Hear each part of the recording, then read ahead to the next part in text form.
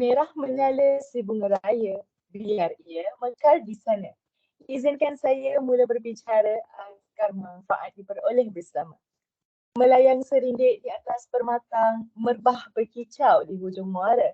Pemanis kata, selamat datang, awal bismillah, pembuka bicara. Bismillahirrahmanirrahim. Assalamualaikum warahmatullahi wabarakatuh. Salam sejahtera dan salam Malaysia Madani. Alhamdulillah, syukur kehadrat ilahi dengan limpah kurnianya dapat kita bersama-sama bersua dalam program forum pada hari ini. Maudu forum yang akan dibincangkan pada hari ini bertajuk Masa Depan Industri Perfilman Animasi di Malaysia. Baik, sebelum saya memulakan perbincangan kita dengan lebih mendalam, izinkan saya memperkenalkan ahli panel kita terlebih dahulu. Bersama-sama dengan saya merupakan 5 orang panel yang tidak asing lagi, iaitu panel pertama kita yang tegas tetapi petah dalam berbicara, Saudari Nurul Arlina binti Rospan Wahi. Panel kedua yang manis dengan senyuman Saudari Siti Aisyah binti Salimi. Panel ketiga kita yang cantik mulit, Saudari Nur Istina binti Junaidi. Panel keempat kita, Saudari Khadijah Insyirah binti Syukran Jamil. Dan yang terakhir ialah Saudari Isya Alina binti Nur Rahmat. Assalamualaikum semua.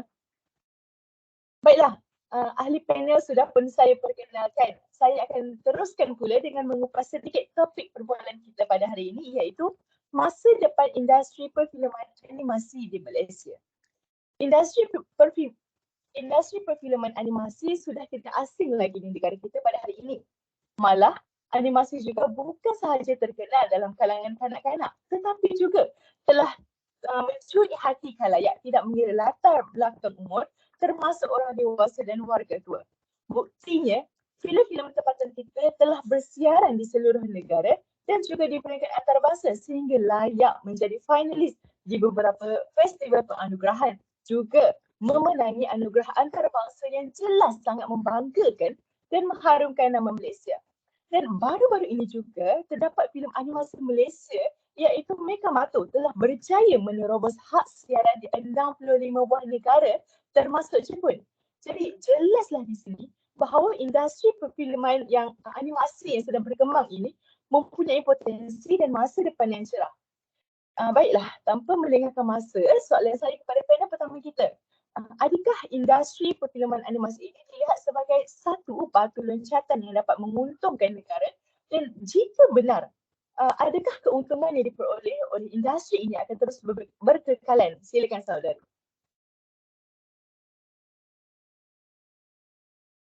Baiklah, Bismillahirrahmanirrahim. Assalamualaikum warahmatullahi wabarakatuh dan salam sejahtera saya titipkan buat saudari moderator dan rakan-rakan panel. Baiklah, kepada soalan yang diajukan sebentar tadi, saya berpandangan bahawa sebenarnya industri animasi lebih menguntungkan berbanding filem. Kerana saya melihat kepada kejayaan filem animasi tempatan yang sangat membanggakan, baik dari segi kualiti filem yang dihasilkan dan juga sambutan dari penonton tempatan yang sangat memuaskan.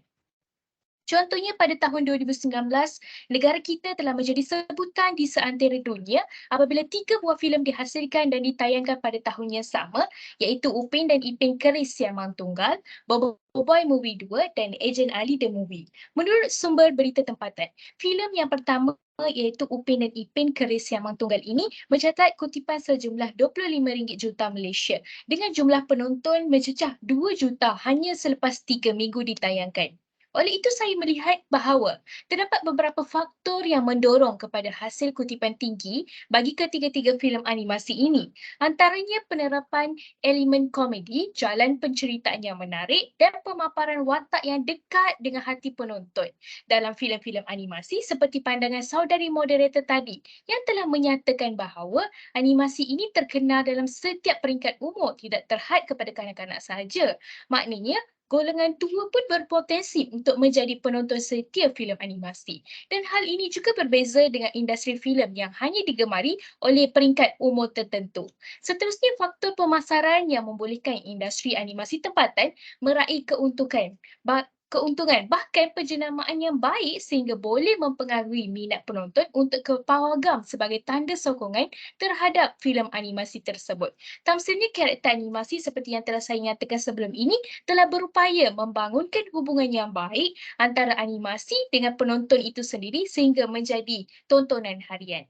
Namun begitu, saya berpandangan bahawa kerjasama antara industri animasi di Malaysia dengan pihak antarabangsa kurang memberangsangkan sehingga mempengaruhi perkembangan animasi di negara kita belum mencapai tahap yang boleh dikatakan memuaskan untuk jangka masa panjang. Pada hemat saya, melalui kerjasama antarabangsa ini, industri animasi di Malaysia boleh meluaskan akses kepada pasaran antarabangsa dengan meningkatkan keterlibatan penonton antarabangsa. Saya yakin jika industri ini dapat menembusi pasaran global, maka masa depan bidang ini sudah tentunya akan lebih baik di samping keuntungan yang konsisten. Oleh itu, industri animasi tempatan sewajarnya mengambil inisiatif yang relevan dalam mengekang cabaran-cabaran ini demi masa depan industri animasi yang lebih baik dan cerah. Saya kira itu sahaja daripada saya. Kembali kepada saudari moderator.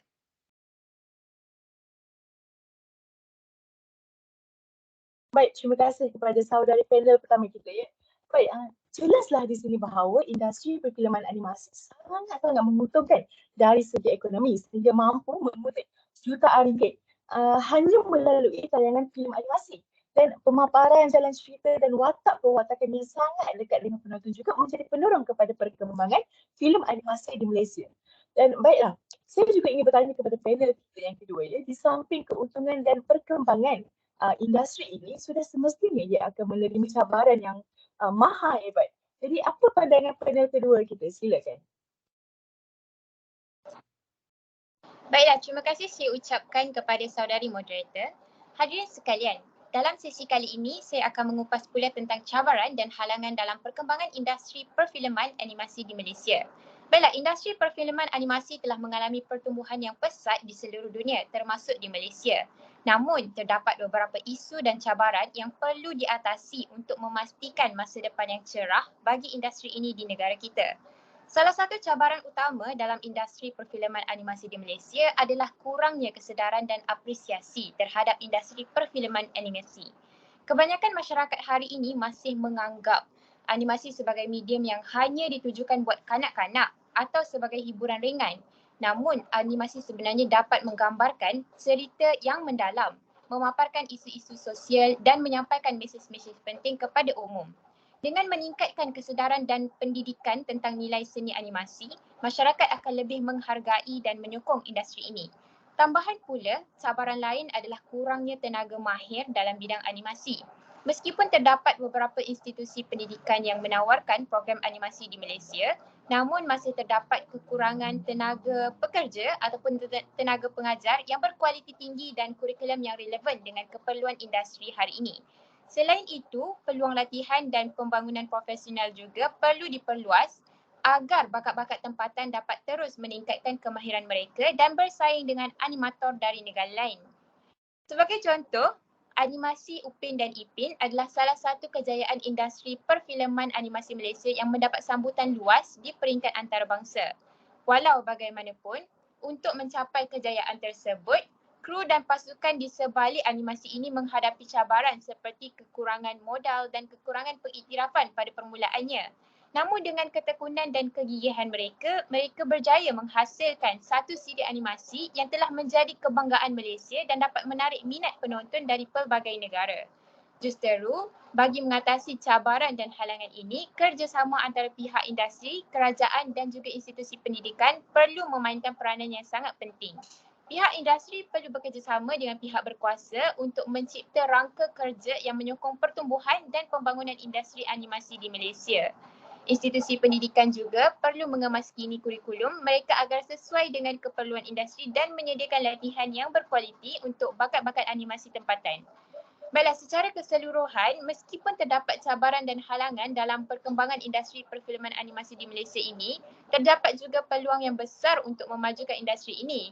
Dengan sokongan dan usaha bersama, kita boleh mencapai masa depan yang cerah untuk industri perfilman animasi Malaysia. Saya rasa itu saja hujah daripada saya. Kembali kepada saudari moderator. Baik, terima kasih saya ucapkan kepada panel kedua kita ya. Benar, cabaran yang paling utama kita adalah kurangnya penghargaan masyarakat terhadap filem animasi yang sesungguhnya memberikan banyak sangat pelajaran kepada kita.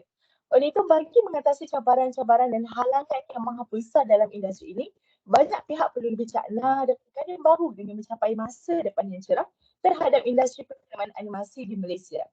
Baiklah, hari ini kita sudah tahu daripada panel pertama kita bahawa sudah wujud filem-filem animasi yang berjaya menjual nama di serata Malaysia dan pun juga di beberapa negara sehingga mampu meraih jutaan ringgit. Jadi jelas di sini bahawa industri perfilman animasi sedang dalam proses untuk ke arah perkembangan yang lebih baik dan seterusnya mengunci masa depan yang lebih cerah. Jadi apa pandangan saudari panel ketiga kita tentang perkara tersebut? Silakan. Baiklah, terima kasih atas soalannya pihak moderator. Walaupun sekarang terdapat banyak animasi yang berjaya meraih nama dan berjuta ringgit, ia merupakan proses yang sangat perlahan berbanding dengan negara-negara lain. Hal ini kerana terdapat beberapa faktor yang menyekat perkembangan industri Malaysia, animasi Malaysia. Faktor yang terbesar ialah kekangan pembiayaan. Walaupun terdapat sokongan kerajaan, akses kepada pembiayaan yang mencukupi menjadi cabaran bagi studio animasi Malaysia. Menurut pengarah urusan Leskopak, Burhanuddin Muhammad Razi menyatakan beliau tidak menafikan bahawa kerajaan memberikan dana kepada syarikat penerbitan animasi tetapi stesen televisyen tidak mendapat dana tersebut untuk membeli animasi dengan harga yang berpatutan. Beliau melanjutkan rasa risau beliau dengan menyatakan TV3 dan Astro hanya mampu membayar RM20,000 untuk satu episod yang berdurasi 7 minit. Sementara itu, RTM yang memberi slot setengah jam menawarkan bayaran RM45,000. Sumber kewangan yang terhad mungkin menyekat skala dan kualiti pengeluaran, menjadikannya sukar untuk bersaing dengan studio antarabangsa yang lebih besar. Ini boleh menjejaskan keupayaan untuk melabur dalam teknologi canggih, mengupah bakat mahir dan projek pasaran dengan berkesan. Selain itu, industri animasi sukar untuk mengekalkan bakat pelapis yang mereka ada. Persaingan untuk animator mahir profesional dan kreatif adalah sengit, baik dalam negara maupun di peringkat global. Terdapat risiko kehilangan individu berbakat ke negara lain yang menawarkan peluang yang lebih menarik atau pakej pampasan yang lebih baik. Mengekalkan bakat terbaik dalam industri adalah penting untuk pertumbuhan dan inovasi yang mampan. Terdapat sejumlah syarikat animasi tempatan yang sudah gulung tikar. Hal ini bermaksud animator yang bekerja di syarikat tersebut tidak lagi mempunyai kerja. Dengan penutupan studio animasi ini bukan sahaja membatalkan operasi syarikat berkenaan, malah menjadi persoalannya ke manakah arah tuju para graduan dalam bidang ini demi kelangsungan hidup mereka di masa hadapan. Pengarah urusan Leskopak juga menyatakan bahawa terdapat ramai lagi graduan jurusan animasi dan kreatif multimedia dari IPTA seperti UiTM, UniKL dan Lekokwing. Jadi, jika industri ini tidak berkembang pada masa hadapan, apakah nasib graduan-graduan ini dan industri animasi di Malaysia? Industri ini mempunyai potensi yang besar untuk berkembang tetapi penyokongan dari pelbagai pihak, terutamanya pihak kerajaan, haruslah lebih besar. Saya rasa itu sahaja daripada saya. Kembali kepada saudara moderator. Terima kasih.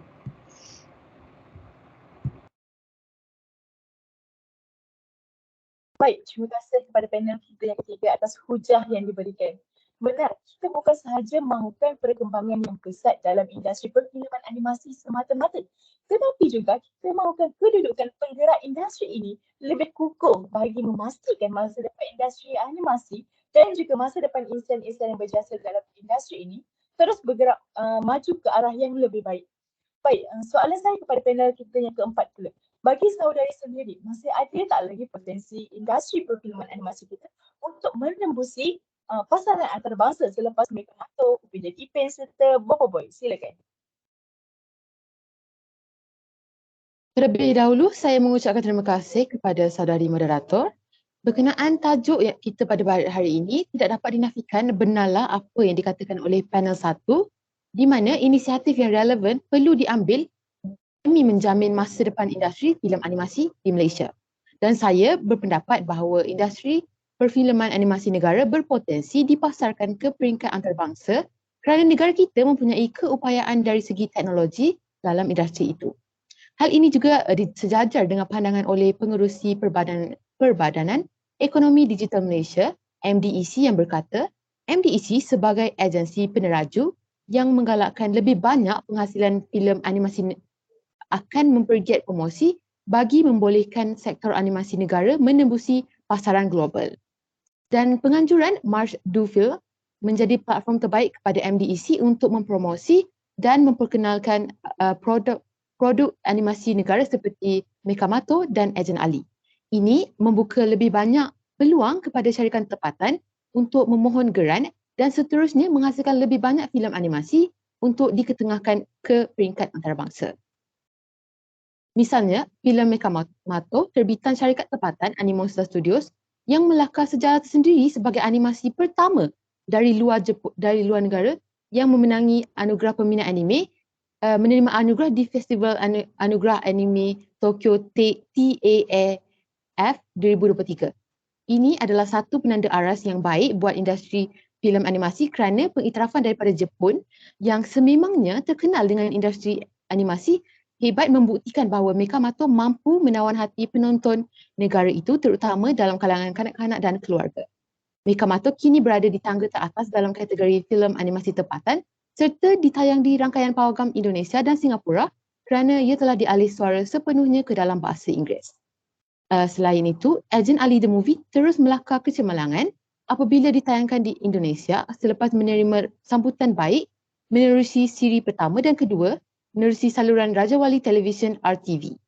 Peluang diberikan RTV itu menjadi pembuka laluan untuk karya filem animasi tempatan terus melebarkan sayap dengan menerima kehadiran peminat pelbagai negara. Malah, Ejen Ali The Movie juga mencatat kejayaan besar apabila berjaya meraih sebanyak RM30 juta dan menjadi satu-satunya filem animasi pecah panggung pada tahun 2019 termasuk platform VOD di Malaysia, Singapura, Brunei dan Indonesia. Oleh itu, jelaslah bahawa hal ini memberi petunjuk kualiti syarikat tempatan setanding dengan negara maju dan mempunyai peluang menjalin hubungan kerjasama dengan mereka. Syarikat animasi kita diyakini negara luar dan dilihat lebih banyak produk syarikat filem animasi tempatan yang berkualiti mampu menembusi pasaran antarabangsa pada masa hadapan. Baiklah, saya kira itu sahaja daripada saya. Saya serahkan kembali kepada saudari moderator. Terima kasih. Terima kasih panel keempat atas hujan tersebut. Baik, selain daripada kualiti animasi yang dihasilkan, promosi juga boleh menjadi salah satu asbab animasi kita menembusi pasaran global, seterusnya menjadikan ia sebagai satu batu loncatan untuk Malaysia sendiri untuk menjalinkan hubungan kerjasama dengan negara maju yang lain. Baik, kita akan beralih pula kepada panel kita yang terakhir. Bukan mudah ya untuk kita terus kukuhkan kedudukan industri perfilman animasi ini, terutamanya ke arah pemasaran global yang maha meluas. Oleh itu, apakah cadangan panel terakhir kita untuk memastikan bahawa industri ini akan terus kukuh kedudukannya di negara kita? Silakan.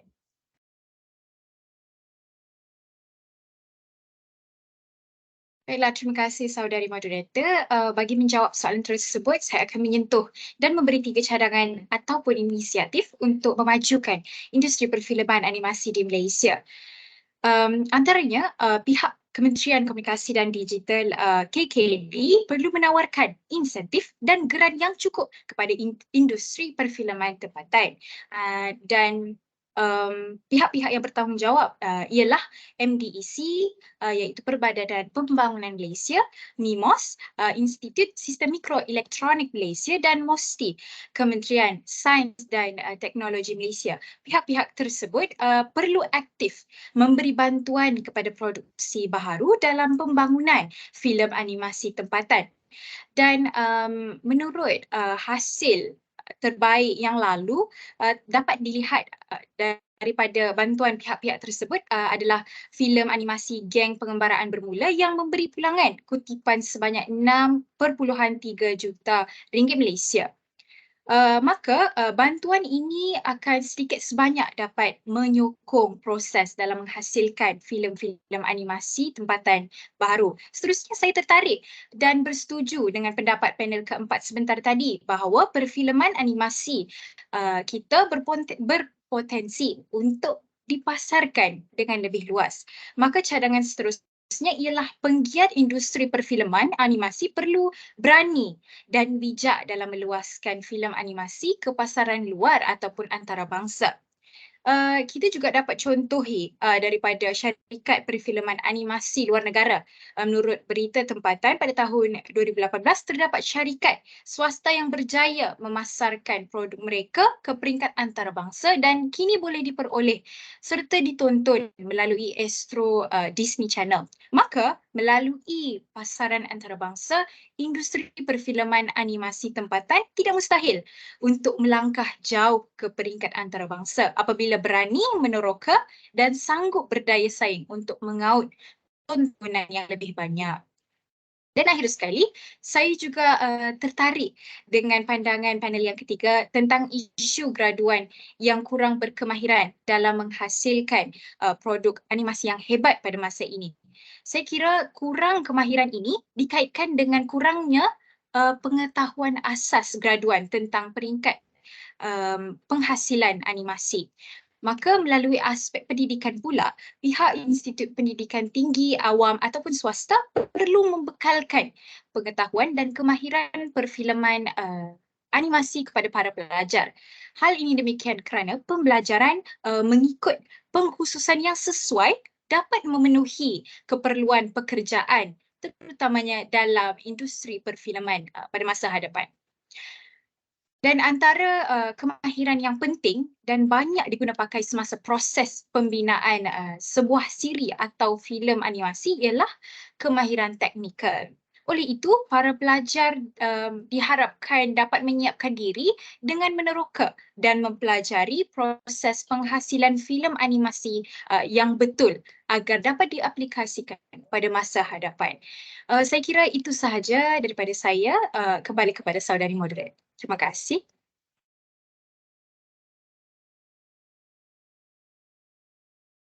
Baik, terima kasih juga kepada panel kita yang terakhir. Hujah beliau sangat bermakna ya, kerana dengan inisiatif-inisiatif yang beliau kemukakan sedikit sebanyak boleh membantu industri perfilman animasi di negara kita untuk terus berkembang maju di samping memastikan masa depannya untuk terus kukuh bukan sahaja di Malaysia tetapi juga di persada antarabangsa.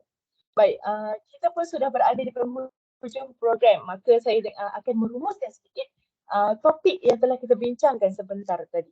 Baik, industri animasi sesungguhnya mempunyai masa depan yang cerah dan panjang. Memandangkan beberapa filem animasi yang telah berjaya menembusi pasaran global di mana industri itu telah berjaya membawa beberapa anugerah yang kita yakin sangat-sangat membanggakan Malaysia. Namun di sebalik kejayaan dan kemasyhuran industri ini, masih lagi terdapat halangan-halangan yang sukar ditepis. Oleh hal yang demikian, banyak pihak perlu membuat anjakan paradigma untuk melaksanakan inisiatif-inisiatif yang dapat menjamin industri perfilman animasi agar termasif dalam dan luar negara. Baik, sebagai penutup, terima kasih saya ucapkan kepada para panel kita kerana sudi meluangkan masa. Semoga kita dapat berjumpa di lain masa melalui program-program yang bermanfaat kepada kita semua. Segala yang buruk datang ini daripada saya dan segala yang baik itu datang daripada Allah. Semoga program ini memberi manfaat kepada semua yang terlibat sama ada secara langsung ataupun tidak langsung. Sekian daripada saya, terima kasih. Assalamualaikum warahmatullahi wabarakatuh.